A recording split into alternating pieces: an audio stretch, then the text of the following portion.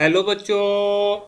हमारा प्रश्न दिया हुआ है CuSO4 इंटू 5H2 में हाइड्रोजन आबंधित की अणुओं की संख्या कितनी है? 5, यहाँ एक होगा, 4, 3। चलिए समझते हैं इस प्रश्न को। यहाँ पर आप एक कर लें, ठीक है।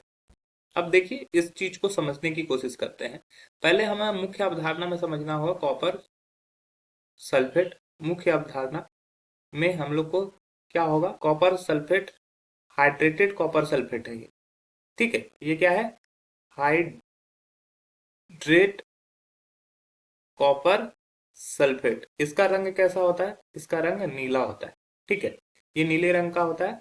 और इसका अगर संरचना की बात करें, संरचना अगर समझ जाएंगे तो हमें पता चल जाएगा कितना हाइड्रोजन बॉन्ड होता है, क्योंकि यहाँ पे एच आबंध की बात की गई है। एच आबंध किसको बोलते हैं? जब हाइड्रोजन बहुत अधिक विद्युत ऋणात्मक तत्व से जुड़कर एक बॉन्ड बना लेता है, तो छिन्न बंध बना लेता है, उसी को एच बंध बोलते हैं। तो चलिए समझते हैं कॉपर सल्फेट का क्या होता है। ये CuSO4 Cu2+ के फॉर्म में रहता है और इससे 4 वाटर मॉलिक्यूल जुड़े होते हैं, ठीक है।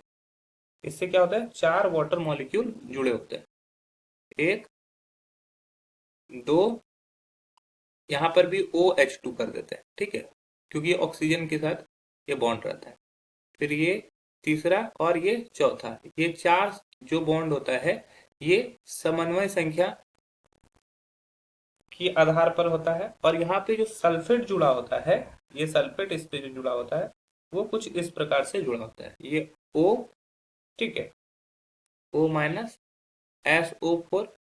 तो ये ऑक्सीजन जो होता है वो ये इस तरह से, ये ऑक्सीजन इस तरह से, ये O- के साथ जुड़ा होता है। तो अगर यहाँ से क्या हो रहा है, ये अब क्या होता है, ये H2O। तो यहाँ पर अगर हम ध्यान से देखें तो कॉपर के साथ 4 जल के अणु जो होते हैं समन्वय संख्या में जुड़े होते हैं, ठीक है। कोऑर्डिनेशन में यहाँ पर जुड़े होते हैं, ठीक है।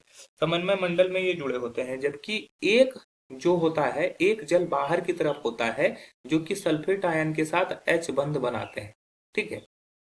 तो अगर हमसे पूछा गया है कि CuSO4 इंटू 5H2 में हाइड्रोजन आबंधित के अणुओं की संख्या कितनी है, तो हाइड्रोजन आबंधित अणुओं की संख्या सिर्फ और सिर्फ कितनी है? एक। तो हमारा जो सही उत्तर हो जाएगा वो हो जाएगा ऑप्शन बी। एक अन्य ऑप्शन गलत हो जाएंगे। आशा है कि यह प्रश्न आपको समझ में आया होगा। धन्यवाद।